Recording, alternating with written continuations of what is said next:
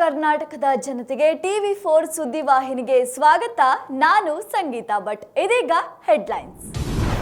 ರಾಷ್ಟ್ರೀಯ ಹೆದ್ದಾರಿಯಲ್ಲಿ ಲಾರಿ ಪಲ್ಟಿಯಾಗಿರುವ ಘಟನೆ.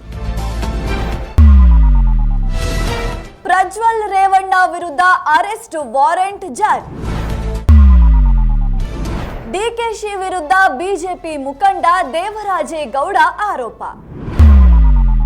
ಸ್ಟೇಡಿಯಂನಲ್ಲಿ ಮುಖಾಮುಖಿಯಾದ ಶಿವಣ್ಣ ಹಾಗೂ ಸಿಎಂ ಸಿದ್ದರಾಮಯ್ಯ. ರಾಜ್ಯ ಸರ್ಕಾರಕ್ಕೆ ನಾಳೆಗೆ 1 ವರ್ಷ ಮಹತ್ವದ ಸುದ್ದಿಗೋಷ್ಠಿ ನಡೆಸಲಿರುವ ಸಿಎಂ. ನಗರದಲ್ಲಿ ಪ್ರತಿಷ್ಠಿತ ಶಾಲೆಗಳಿಗೆ ಬಾಂಬ್ ಬೆದರಿಕೆ, ಪೊಲೀಸರಿಂದ ಕಾರ್ಯಾಚರಣೆ. ಆನೇಕಲ್ನ ರಾಷ್ಟ್ರೀಯ ಹೆದ್ದಾರಿಯಲ್ಲಿ ಚಾಲಕನ ನಿಯಂತ್ರಣ ತಪ್ಪಿ ಲಾರಿಯೊಂದು ಪಲ್ಟಿಯಾಗಿರುವ ಘಟನೆ ನಡೆದಿದೆ.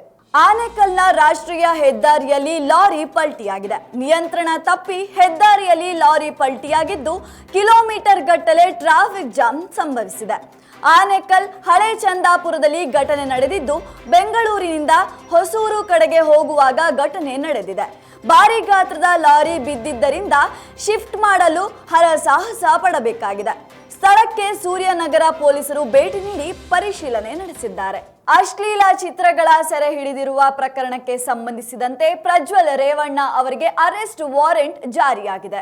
ವಿದೇಶದಲ್ಲಿರುವ ಪ್ರಜ್ವಲ್ ಸೆರೆಗೆ ಎಸ್ಐಟಿ ಸರ್ಜಿಕಲ್ ಸ್ಟ್ರೈಕ್ ಆರಂಭಿಸಿದ್ದು, ಇದೀಗ ಹೊಳೆನರಸೀಪುರ ಕೇಸ್ನಲ್ಲಿ ಪ್ರಜ್ವಲ್ ಬಂಧನಕ್ಕೆ ಅರೆಸ್ಟ್ ವಾರೆಂಟ್ ಪಡೆದಿದೆ. ಪ್ರಜ್ವಲ್ ರೇವಣ್ಣ ವಿರುದ್ಧ ಹೊರಡಿಸಿದ್ದ ನೋಟಿಸ್ಗಳ ಬಗ್ಗೆ ಕೋರ್ಟ್ ಮಾಹಿತಿ ಕೇಳಿತ್ತು. ಈ ವೇಳೆ look out blue corner notice ನೀಡಿರುವ ಬಗ್ಗೆ ಮಾಹಿತಿ ನೀಡಿದ್ದ ಎಸ್ಐಟಿ ಬಂಧನಕ್ಕೆ ಚಾರ್ಜ್ ಶೀಟ್ ಅವಶ್ಯಕತೆ ಇಲ್ಲ ಎಂದು ಕೋರ್ಟ್ಗೆ ಮನವರಿಕೆ ಮಾಡಿತ್ತು. ಹೀಗಾಗಿ ಕೋರ್ಟ್ ಅರೆಸ್ಟ್ ವಾರೆಂಟ್ ಜಾರಿ ಮಾಡಿದೆ. ಪ್ರಜ್ವಲ್ ರೇವಣ್ಣ ಕೇಸಿಗೆ ಇದೀಗ ಒಂದು ಬಿಗ್ ಟ್ವಿಸ್ಟ್ ಸಿಕ್ಕಿದೆ. ಡಿಕೆಶಿ ವಿರುದ್ಧ ಬಿಜೆಪಿಯ ಮುಖಂಡ ಇದೀಗ ಆರೋಪವೊಂದನ್ನ ಮಾಡಿದ್ದಾರೆ. ರಾಜ್ಯದಲ್ಲಿ ಹಲ್ಚಲ್ ಸೃಷ್ಟಿಯಾಗಿರುವ ಹಾಸನ ಅಶ್ಲೀಲ ವಿಡಿಯೋ ಹಗರಣಕ್ಕೆ ಭಾರಿ ದೊಡ್ಡ ಟ್ವಿಸ್ಟ್ ಒಂದು ಸಿಕ್ಕಿದೆ. ಪೆನ್ ಡ್ರೈವ್ ಹಿಂದೆ ಡಿಸಿಎಂ ಡಿಕೆ ಶಿವಕುಮಾರ್ ಇದ್ದಾರೆ. ಈ ಕೇಸ್ನಲ್ಲಿ ಕುಮಾರಸ್ವಾಮಿ ಹೆಸರು ಹೇಳಲು ನನಗೆ 100 ಕೋಟಿ ಆಫರ್ ಮಾಡಿದ್ದರು ಎಂದು ಬಿಜೆಪಿ ಮುಖಂಡ ದೇವರಾಜೇಗೌಡ ಆರೋಪಿಸಿದ್ದಾರೆ.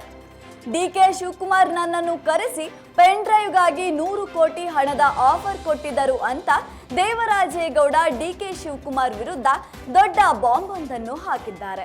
ಆರ್ಸಿಬಿ ಮತ್ತು ಸಿಎಸ್ಕೆ ಮ್ಯಾಚ್ ಅಂದ್ರೇನೆ ಹಾಗೆ ಕುತೂಹಲಕಾರಿಯಾದ ಮ್ಯಾಚ್ ಆಗಿರುತ್ತೆ. ಈ ಮ್ಯಾಚ್ ಅನ್ನು ನೋಡ್ಲಿಕ್ಕೆ ಬಂದ ಶಿವಣ್ಣ ಹಾಗೂ ಸಿಎಂ ಸಿದ್ದರಾಮಯ್ಯ ಮುಖಾಮುಖಿಯಾಗಿದ್ದಾರೆ.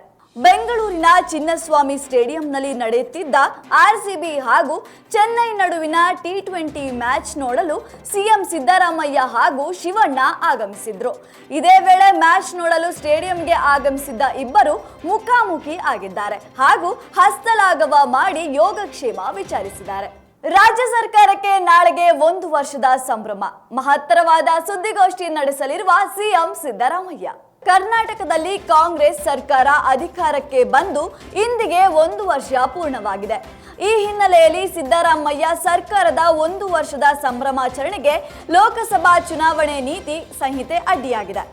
ಇದರಿಂದ ಸಿಎಂ ಸಿದ್ದರಾಮಯ್ಯ ಅವರು ಇಂದು ಸುದ್ದಿಗೋಷ್ಠಿ ನಡೆಸಿ 1 ವರ್ಷದಲ್ಲಿ ಏನೆಲ್ಲ ಮಾಡಿದ್ದಾರೆ ಎನ್ನುವುದರ ಬಗ್ಗೆ ಜನತೆಯ ಮುಂದೆ ಬಿಚ್ಚಿಡಲಿದ್ದಾರೆ.